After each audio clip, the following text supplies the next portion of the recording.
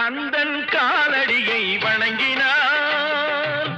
கடவுள்கள் யாவரையும் வணங்குதல் போலே கந்தன் காலடியை வணங்கினார்.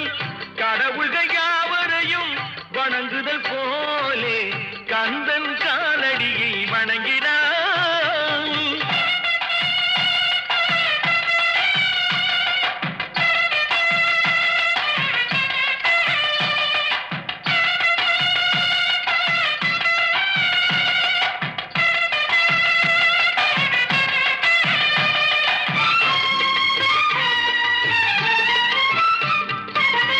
தந்தை பரமனுக்கு சிவகுருநாதன், தாயார் பார்வதியின் சக்திதானே வேலன், சிவசக்திதானே வேலன்.